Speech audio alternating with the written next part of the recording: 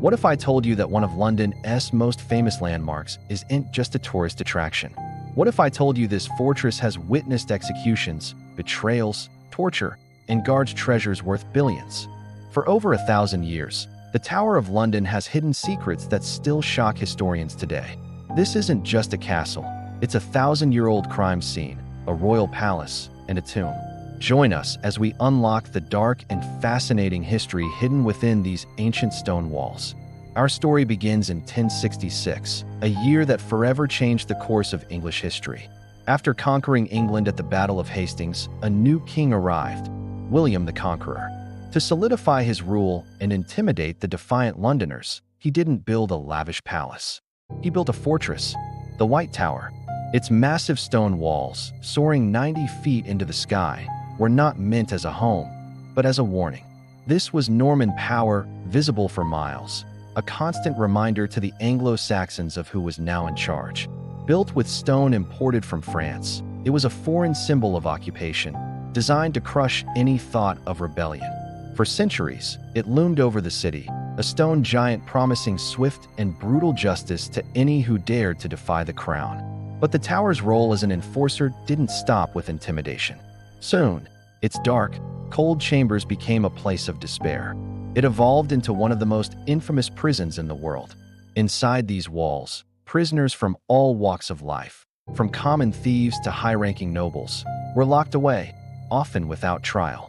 In the dark, damp cells, many carved messages into the stone, graffiti of despair, prayers for mercy, names etched into the walls, hoping someone, anyone, would remember them.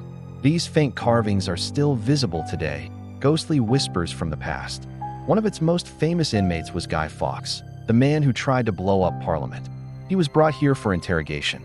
Imagine the fear, the isolation, knowing that just beyond your cell lay a fearsome array of instruments designed for one purpose: to extract a confession by any means necessary.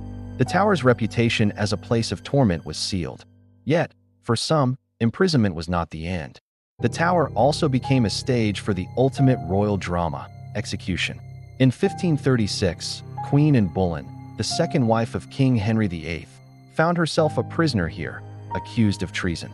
Her fall from grace was swift and brutal. To add a final, cruel twist, Henry denied her a common executioner's axe. Instead, he summoned an expert swordsman from France, supposedly as an act of mercy, to ensure a single, clean strike. On a private scaffold within the tower's walls, away from the public eye, a Queen of England knelt and lost her head. She was buried in an unmarked grave within the tower's chapel, a tragic end for a woman who had changed the course of a nation. Her story is one of the most haunting tales from the tower, a grim reminder that not even royalty was safe from its clutches. But perhaps the most chilling mystery of all is the story of the two young princes. In the summer of 1483, two boys, 12-year-old Prince Edward and his 9-year-old brother Richard, entered the Tower of London and were never seen again. They were the sons of the late King Edward IV, and the older boy, Edward, was the rightful heir to the throne. Their uncle, Richard, Duke of Gloucester, was appointed their protector. He brought them to the tower, supposedly for their own safety and to prepare for the coronation. But then, the boys vanished. Richard declared them illegitimate and seized the crown for himself, becoming King Richard III. What happened to them? Were they murdered on their uncle's orders? The question has haunted historians for over 500 years. In 1674, two small skeletons were discovered hidden beneath a staircase in the White Tower, believed to be the remains of the lost princes. The mystery, however, remains officially unsolved, a dark and disturbing secret locked forever within the tower's walls. But for all its darkness, the Tower of London also protects something of unimaginable brilliance. Behind 2-inch thick bulletproof glass and protected by state-of-the-art security systems lies one of the most valuable and dazzling collections in the world, the crown jewels. This isn't just a handful of pretty gems. The collection includes over 23,000 gemstones, including the Cullinan Eye diamond, the largest clear-cut diamond in the world, which sits atop the sovereign's scepter. These are not museum pieces. They are working regalia, still used today in coronation ceremonies, symbolizing the power and majesty of the British monarchy. Guarded by the famous yeoman warders, the crown jewels are a breathtaking spectacle of wealth and power, a glittering heart within a fortress of stone. Yet, the true guardians of the tower might not be human at all. An ancient legend declares that if the 6 resident ravens ever leave the Tower of London, the crown, the tower, and the kingdom will fall. This isn't just a quirky folk tale. It's a superstition taken very, very seriously. By royal decree, at least 6 ravens are kept at the tower at all times, with a 7th as a spare. They are official residents, enlisted soldiers of the kingdom, and you can even be dismissed from service for mistreating them.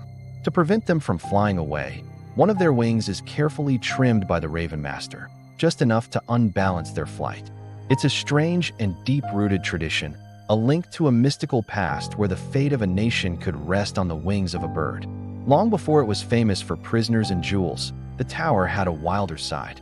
For nearly 600 years, this formidable fortress was also a zoo, the first of its kind in London. It was known as the Royal Menagerie. Kings and queens received exotic animals as diplomatic gifts from foreign rulers. Imagine walking through these grounds and seeing lions, tigers, and even an elephant gifted by the King of France. One of the most famous residents was a polar bear, a gift from the King of Norway in the 13th century. It was even given a long leash so it could swim and catch fish for itself in the River Thames. The menagerie was a source of wonder and fascination for Londoners for centuries, a bizarre and vibrant chapter in the tower's long and varied history. With such a dramatic and often violent past, is it any surprise that many believe the tower is haunted?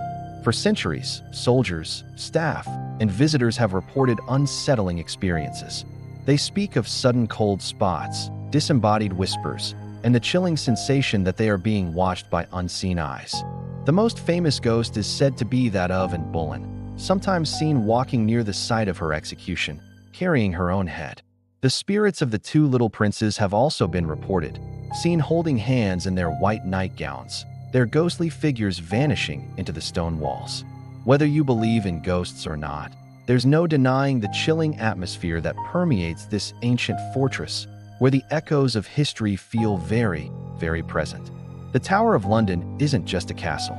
It's a living monument, a chronicle of 1,000 years of British history written in stone, steel, and blood. It is a symbol of power, of fear, of resilience, and of enduring mystery. From a conqueror's fortress to a royal palace, a notorious prison to a priceless vault, its walls have seen it all. The secrets it holds are a powerful reminder of the turbulent past that shaped the world we live in today. So, after hearing its stories, would you dare to visit at night? Let me know in the comments below. Thanks for watching, and don't forget to subscribe for more journeys into the hidden corners of history.